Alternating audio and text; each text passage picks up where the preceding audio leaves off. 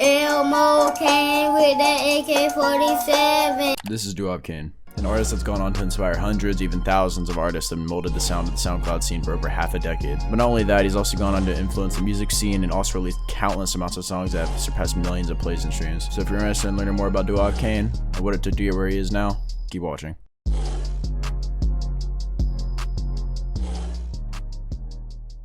Donald Ruffin, or how he's better known, Duwap Kaine, was born in Savannah, Georgia, February 21st, 2002. While Kaine was young, he recalled being influenced and listening to a lot of old school Houston-style music, and also listening to a lot of chopped and screw type music. If you're not familiar with chopped and screw type music, it's basically just altering the tempo and the mix of the music to get it like that different DJ screw type sound.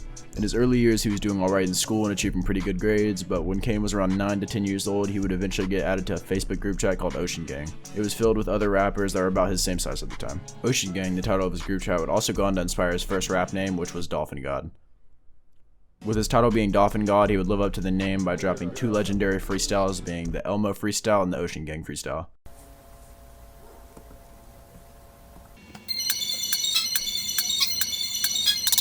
Put her in the shop, then I went like Bob. I bring out the AK and I bust you in the top.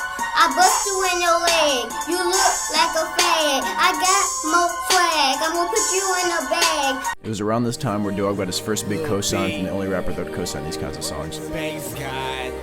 From here, he released his first project called Who Is Dolphin God, which you can feel free to listen to. It's linked in the description, but this album is 10 tracks long, and there's only 1 to 3 words that can be deciphered across the whole 34-minute playtime. So sadly, no favorites, but cover goes hard. Fast forward 3 to 4 years, and Dolphin God now goes by Duwap Kaine. Kaine had been having problems with different teachers, which then led Kaine to getting kicked out of public school. After that, he transitioned to private school, where he decided he was done and dropped out of schooling for the next 5 years.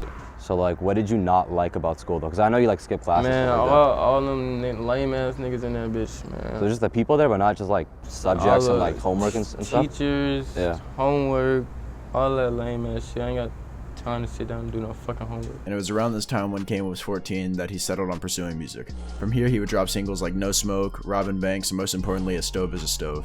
He also dropped other singles around this time, but these weren't as notable as A Stove is a Stove, getting Duwap some well-deserved recognition due to its SpongeBob sample. Throughout this time, Duwap was developing his own sound, getting an incredibly strong fan base that supported his unique sound throughout 2015 to 16. All these events led up to 2016, where Kaine went from SoundCloud fame to being recognized globally. It first started with Duwap getting some buzz off of a track he dropped in March of 2016 called Porn Codeine. This same song would eventually lead him to get a remix from Lil Yachty.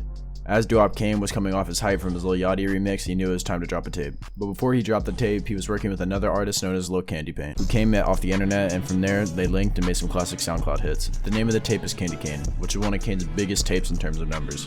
From here, Duwap became well known even past SoundCloud, and he began to inspire tons of other artists to mimic Duwap's flow and autotune usage.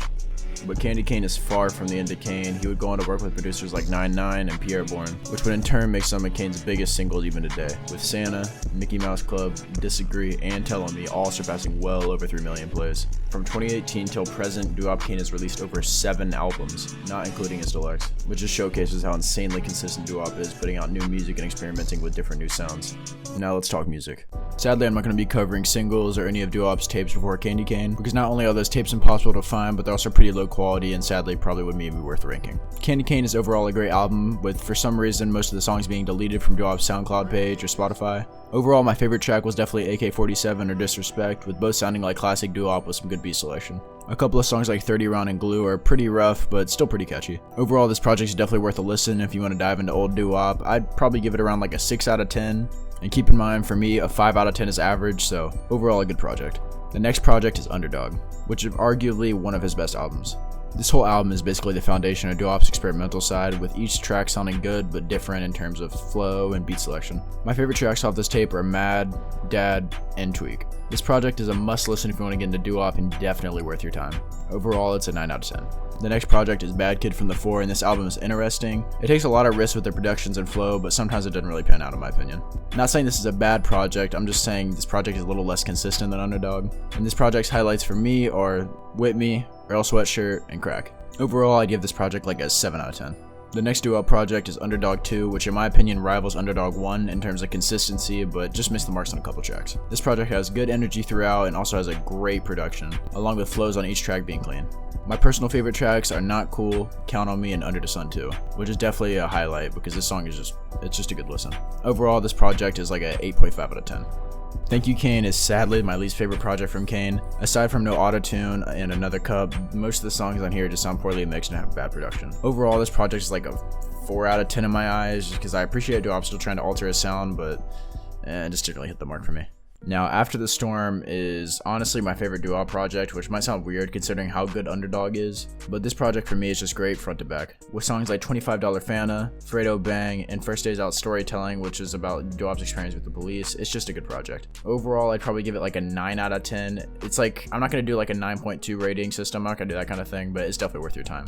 The next project is Hardhead, which overall is a good project, but it just kind of semi-short and has some songs that kind of just feel out of place. My favorite tracks off this one are Homie, Wildfire, and Twitter Memes, which is a weird, but it's kind of funny. It's kind of a funny track. So yeah, I'd give this project like a 6 out of 10. But now we're all caught up, aside from Dog's Influence, which honestly is pretty up there for me. This project sounds good front to back, has catchy songs, it has good production, so I don't really have any complaints. My favorite tracks off of this album are All Hail Kaine, JJ's Fish and Chicken, and Goated. Overall, I'd give it like an 8 out of 10. Listening to Duwap's early work gives you an idea of just how influential Duwap really was. His older music sounds like something that would come out today and get streamed at basically no end. But Duwap has had this style for such a long time. He's truly an underground great, and although most of his new music might get less streams, it's just because Duwap consistently changes his style. He's basically rapped on like every type of beat imaginable, and he always usually just adds his own type of sauce onto it. And while it's not really appreciated right now, I think it definitely will be in the coming years. And yeah, that's basically my thoughts on Kaine.